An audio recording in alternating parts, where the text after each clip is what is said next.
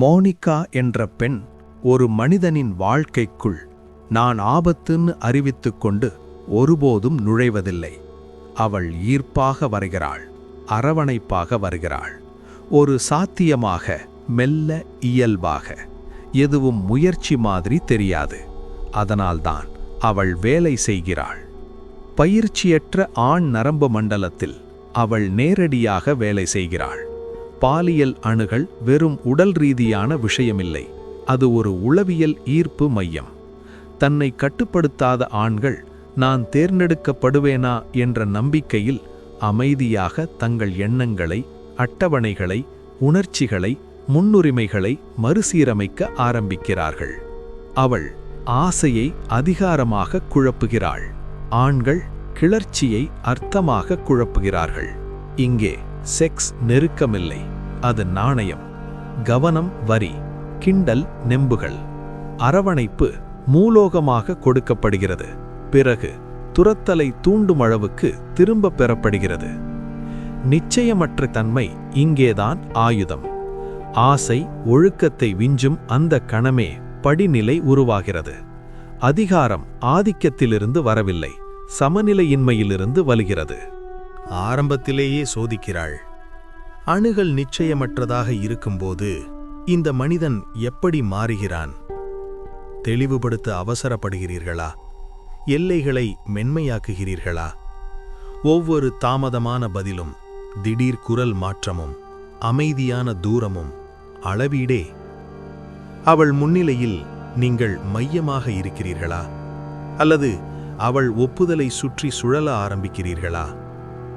ஆண்கள் இங்கேதான் கதையை தவறாக சொல்கிறார்கள்.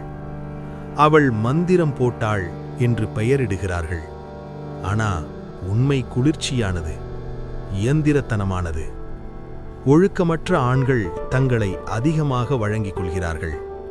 கவனத்தை சுதந்திரமாக தருகிறார்கள். நேரத்தை வடிகட்டாமல் செலவிடுகிறார்கள். எல்லைகளில்லாத உணர்ச்சி உழைப்பு. இறுதியில் மானத்தையும் தருகிறார்கள், அணுகளின் சாத்தியத்திற்கு ஈடாக. அவள் அதிகாரம் வைத்திருக்கிறாள் என்று தோன்றும் இடம் இதுதான். அதை எதிர்ப்பில்லாமல் அவன் கொடுத்ததால். ஆசை பலவீனமல்ல, திசையற்ற ஆசைதான் பலவீனம். உந்துதலை கட்டுப்படுத்த கற்காத மனிதன் கட்டுப்பாட்டை ஒடுக்குதலாகவும் கீழ்ப்படிதலை பாசமாகவும் குழப்புவான். குறைவாக விரும்பினால் நான் என்னை குறைத்துக் கொள்வேன் என்று நம்பி ஒப்புக்கொள்ளும் முன்பே உள்ளே வணங்குவான். உண்மையான சோதனை பாலியல் இல்லை, இறையாண்மை. ஆசையை அனுபவித்தும் கீழ்ப்படியாமல் இருக்க முடியுமா? ஈர்ப்பை ஒப்புக்கொண்டும் முதுகெலும்பை மறுசீரமைக்காமல் இருக்க முடியுமா? விரும்பப்பட்டும் மறுக்கப்பட்டும் முழுமையாக இருக்க முடியுமா? மோனிகா சரிவை கவனிக்கிறாள். ஒரு மனிதனின் ஈர்ப்பு மையம் அவன் வாழ்க்கையிலிருந்து அவள் ஒப்புதலுக்கு மாறும் கணம் அவள் உணர்கிறாள். குரல் மாறும்போது, வேகம் கூடும்போது, அமைதி கவலையாக மாறும்போது, அந்த நேரத்தில் விளையாட்டு முடிந்துவிட்டது. ஏனென்றால் சுய ஆட்சியை அணுகளுக்கு ஈடாக கொடுத்த கணம் அவன் இனி தேர்வு செய்வதில்லை, கீழிருந்து பேரம் பேசுகிறான். இறுதியில் பெண் எதிரியல்ல, அவள் ஒருபோதும் இருந்ததில்லை. உண்மையான மோதல் எப்போதும் உள்ளுக்குள்தான். ஆசை எதிர் ஒழுக்கம், உந்துதல் எதிர்கட்டளை.